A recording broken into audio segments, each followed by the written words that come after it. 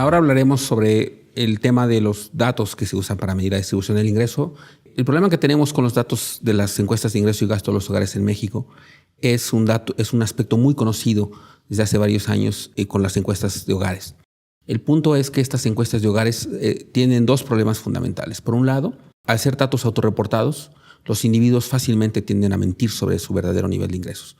Estas mentiras tienden a ser, en general, en una sola dirección, es decir, los individuos tienden a subestimar su nivel de ingresos, a veces por ignorancia, a veces simplemente porque no quieren revelar su verdadero nivel de ingresos. También es cierto una cosa que conocemos por la experiencia a nivel mundial, que es el hecho de que los individuos que más tienden a mentir, que más tienden a subestimar sus verdaderos ingresos, son los individuos más ricos. Por lo tanto, la subestimación de ingresos no es de la misma magnitud ni de la misma proporción, independientemente del tipo de hogar al que se visita. Mienten más, subestiman más sus ingresos los más ricos, y eso es una cosa que conocemos ya a partir de la experiencia internacional. El otro problema fundamental con las encuestas de ingreso-gasto de los hogares y los datos autorreportados es un problema que no tiene que ver ya con el reporte mismo de la información, sino tiene que ver con el acceso a los individuos. Es el fenómeno del truncamiento. Es el hecho de que las encuestas de ingreso y gasto de los hogares difícilmente llegan a los hogares más ricos de una economía. Es muy relativamente fácil pensar que un encuestador, en el caso de México, del Instituto Nacional de Estadística y Geografía, pueda acceder a un hogar de un campesino, por ejemplo, o de un individuo de clase media-baja en una zona urbana, e incluso a un individuo de clase media. Recordemos que estas encuestas de hogares toman varias horas, en algunos casos días. Los individuos encuestadores tienen que regresar al hogar. Implica, por lo tanto, un compromiso muy importante de tiempo del encuestado. En ese sentido, es muy difícil pensar en que, primero, los encuestadores llegan necesariamente a los hogares de los individuos más ricos, que normalmente viven en zonas más remotas o muy protegidas, donde es difícil acceder y traspasar, incluso en algunos casos, al personal de vigilancia, y que una vez que incluso si lograran hacer esto, sería muy difícil pensar que los individuos se van a dedicarle el tiempo suficiente para darle la información precisa a los encuestadores. Por lo tanto, tenemos un fenómeno que es el fenómeno del truncamiento. Es el hecho de que las encuestas de hogares no necesariamente llegan a los individuos más ricos y por lo tanto no podemos saber realmente qué está ocurriendo en la parte más alta de la distribución. Podemos saber con cierta precisión qué está pasando en la parte más baja de la distribución, podemos saber qué está pasando en la parte media de la distribución e inclusive en la parte media alta de la distribución.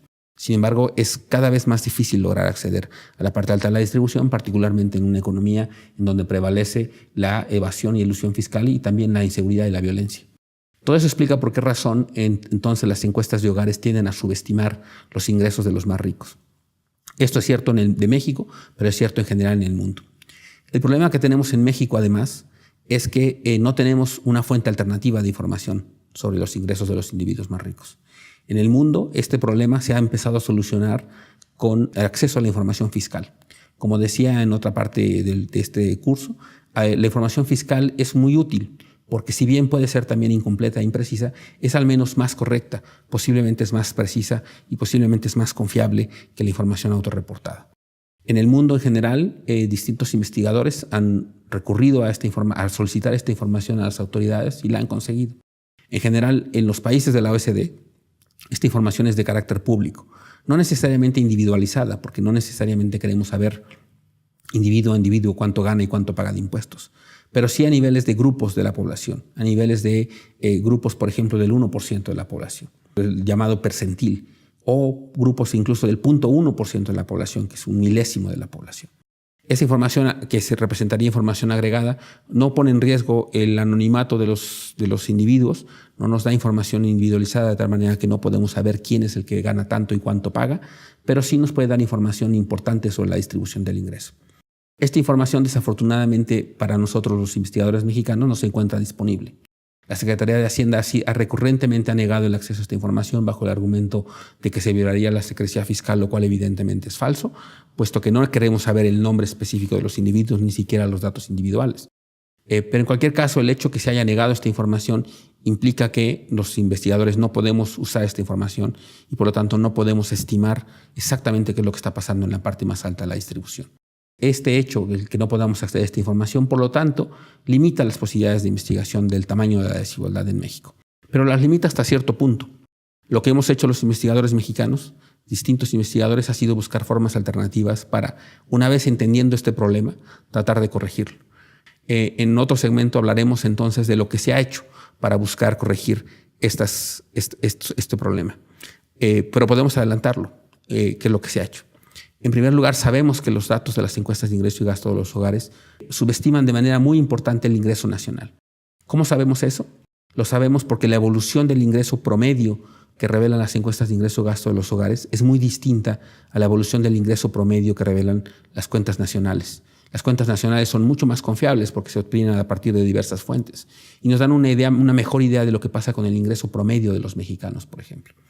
Así pues, cuando comparamos la evolución del ingreso per cápita de las encuestas de hogares, podemos observar que la evolución en el tiempo de estas encuestas, del ingreso en estas encuestas, es una tendencia incluso ligeramente decreciente, lo cual parecería sugerir que el ingreso promedio de los mexicanos está cayendo. Esto, por supuesto, no tiene sentido cuando vemos los datos de las cuentas nacionales.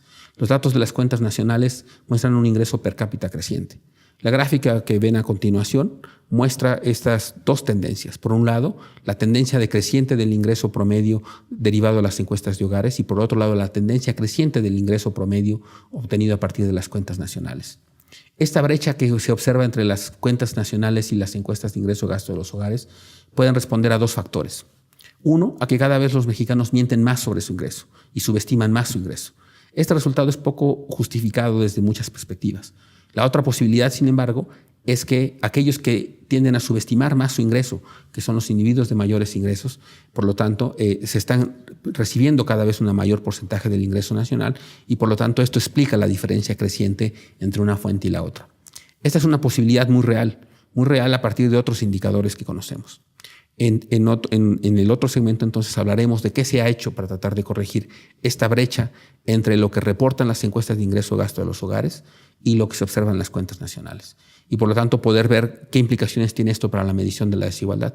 Hablaremos de 3 estudios recientes que se han hecho sobre el caso de la desigualdad con distintas metodologías y que tratan de corregir por este factor que conocemos que ocurre en México, como ocurre en otras partes en el mundo, que es la subestimación, el truncamiento y en particular en el caso de México, la subestimación creciente del ingreso promedio observado a partir de las encuestas de ingreso-gasto de los hogares. Muchas gracias.